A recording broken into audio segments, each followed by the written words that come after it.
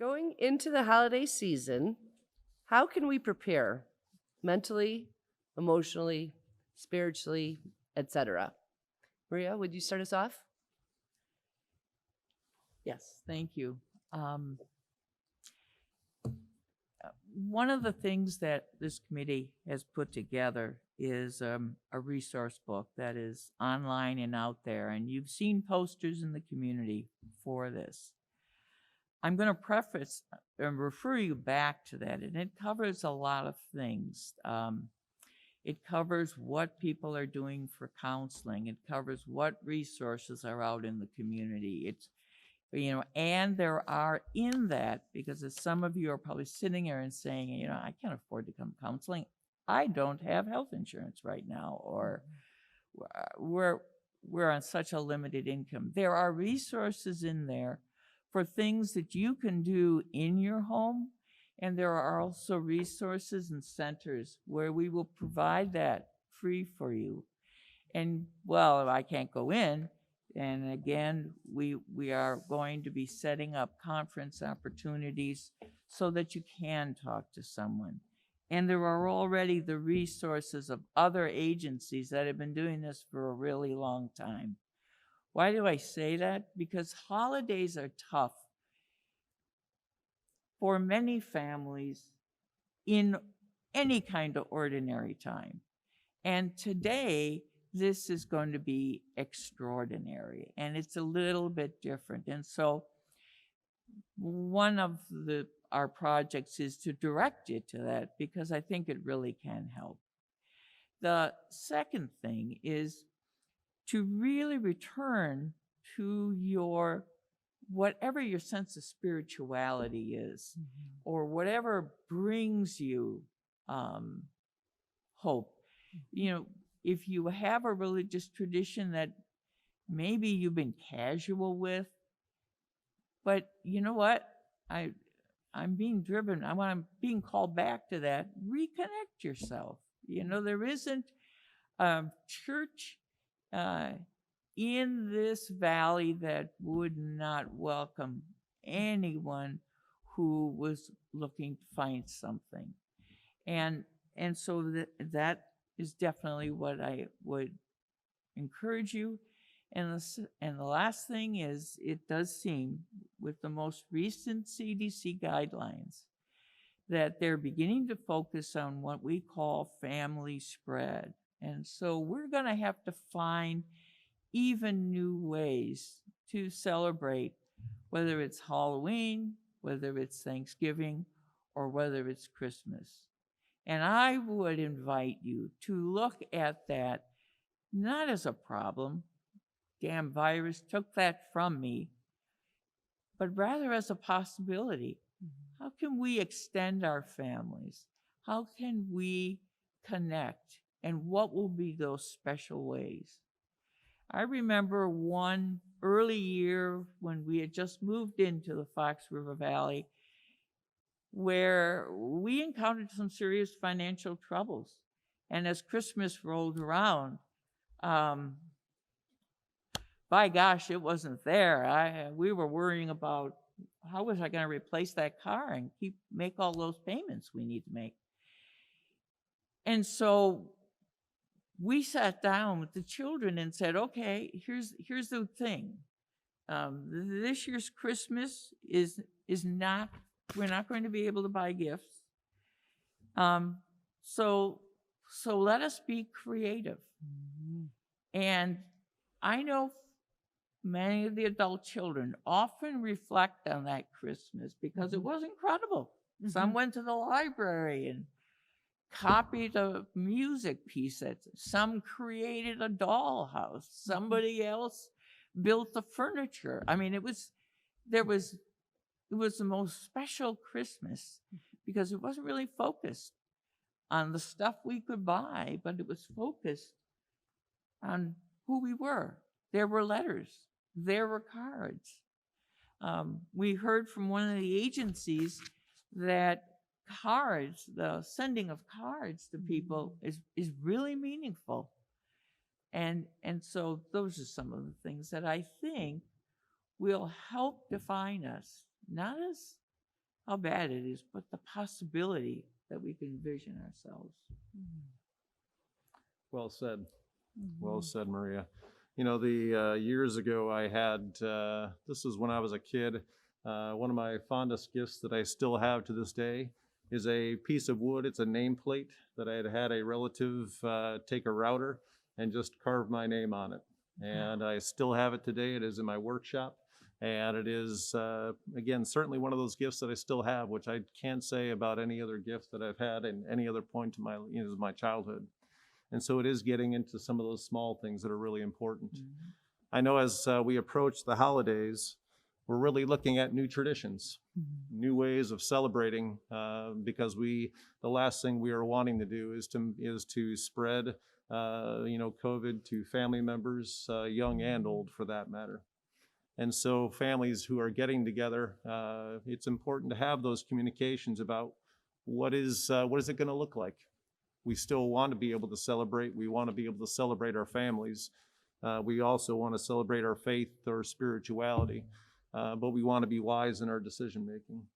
And so for those families that do choose to get together, it's then figuring out, we may not have food to focus on this year because we have decided not to pass food. And then that puts more stress on the family because some families don't necessarily always like getting together. And so when we look at effective communication, it may be important to look at some very effective communication strategies. Frequently, I talk to people about the idea of the disarming technique. And the disarming technique is aimed at finding some truth in what somebody is saying to us. And as opposed to kind of getting into the argument and just taking sides, it is important to find truth in what your aunt or your uncle, your brother, your sister, your mom or your dad might be saying, as opposed to seeing it as being part of the battle. I oftentimes encourage as well people to use forms of empathy when they are talking with each other. And it could be just kind of a surface level empathy, or it could be a deeper meaning empathy about whatever may be going on in their lives, whether it be about their own emotions with COVID, whether it be about things that are happening in our lives. It's trying to connect to people through through that use of a very unique human trait, which is to be able to connect to others and to know to some degree how they may feel without saying the words, "I know how you feel." Because frequently when we hear those words, the response that we have in our mind, and sometimes we say it out loud, is, "No, you don't." And empathy can be a tool that allows us to connect to people. Because while we may not have an exact idea of how somebody is feeling, we may have been in a similar situation at some point in our life.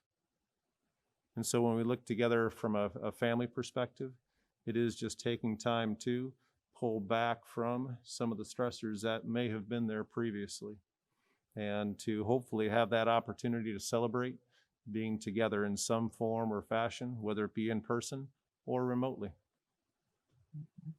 Thanks, Brent. Jamie? Yeah, thank you.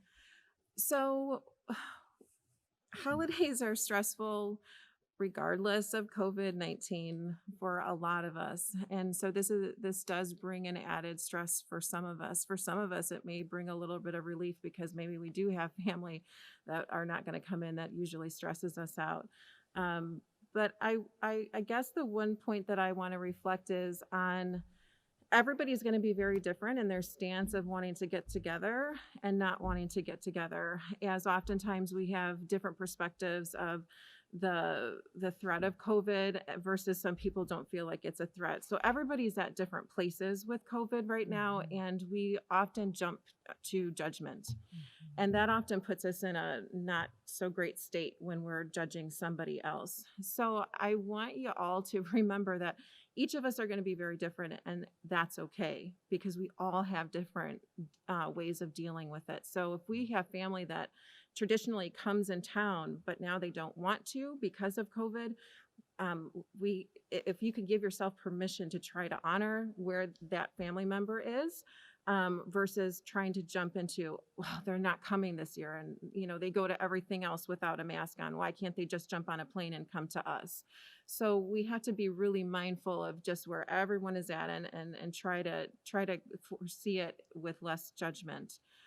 The other thing I think that Maria and Brent, you touched on was the gift giving portion of it, and the different meanings that are going to come in this year for everything. We're going to be closer with our close-knit families, the ones that we live with every day. And so there may be new traditions just with that being made. Maybe grandma brought over the turkey and grandma's not bringing over the turkey this year, so now I have to learn how to make a turkey, and we can, or whatever it is that we're making for dinner that year, but learning how to do that in a different way, and coming together as a family maybe and doing some cooking, which is going to bring more relationship and balance to the home, and maybe finding some joy in that.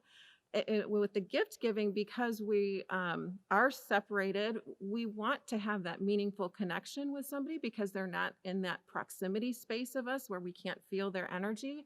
So we're really being intentional about what we buy and who we buy for and what it really means. So I think just to find that deeper meaning, again, that's coming through as I hear everyone talk, that we're finding in this time is just a really joy. That's the joy of the holidays, right? It's that spirit that lives inside of us.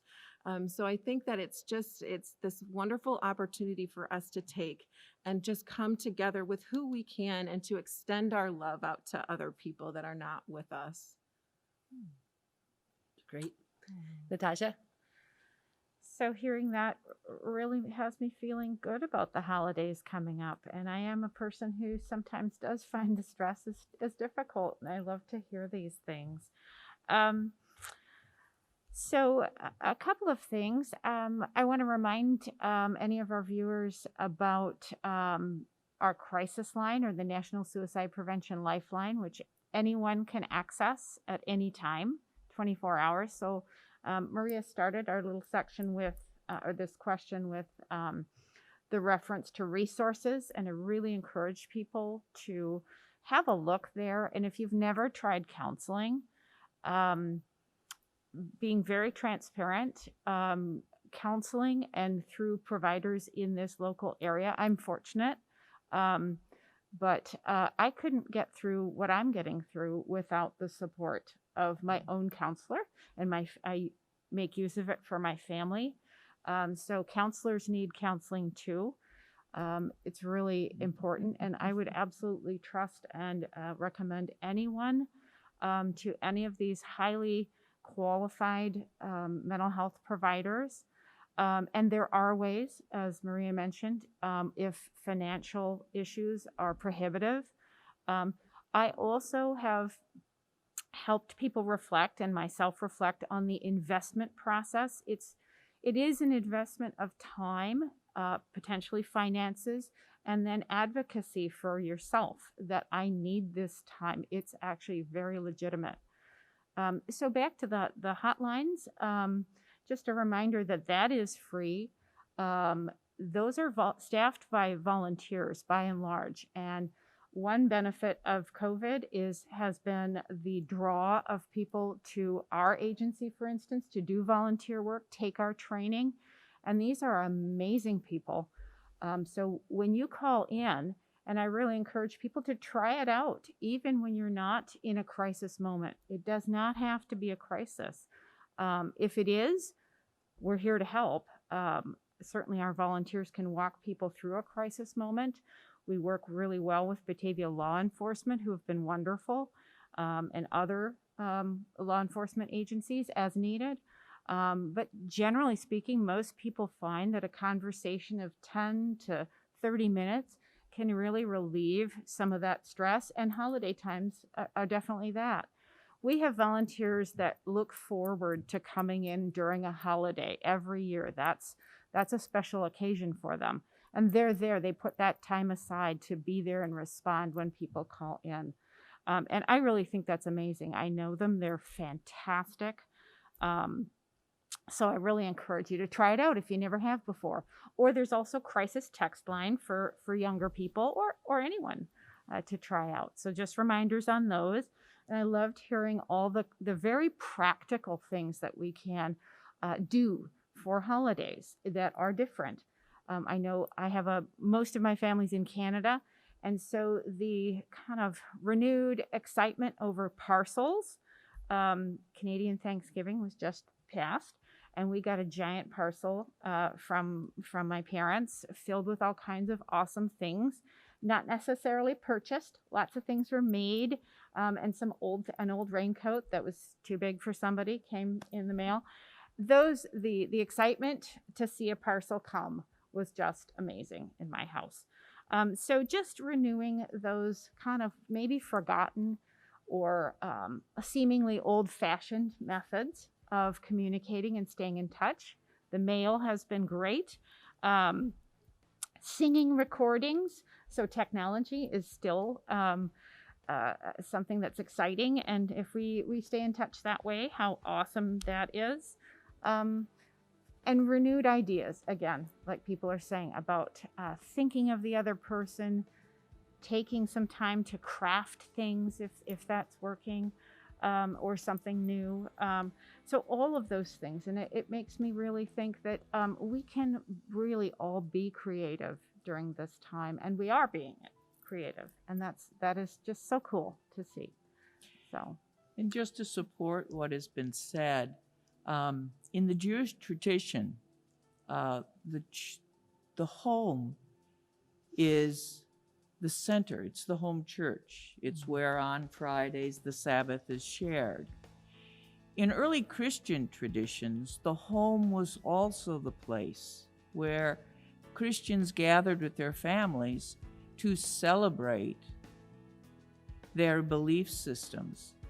And maybe one of those possibilities is that the major religions in our time may begin, which they've always had that as our goal, to emphasize the home as the center, the home church, where we find rituals that are uniquely meaningful, both in our religious tradition as well as in our family story. So Thanksgiving alone might be quite different for all of us, but maybe focusing on that shared meal for those members of our families and making it sacred, making it special to us, however that is. We might, as Jamie said, walk away saying, wow, something special happened here. It was different. So.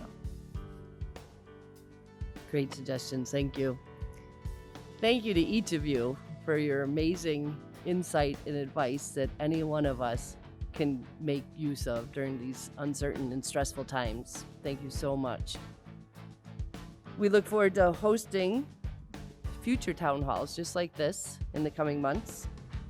The Batavia Counselors Collaboration has created a local resource guide that is available on their website, www.mentalhealthbatavia.com.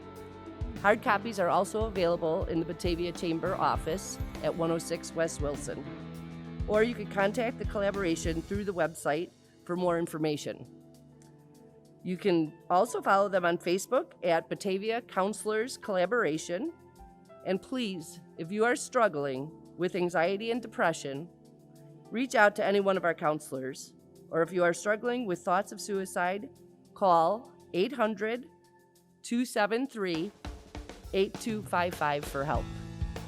If you need any other information, please contact me at the Chamber. I'm Margaret Perreault. My phone number is 879-7134. Thank you. Thank you all. Thank you, Margaret. thank you. Thank you.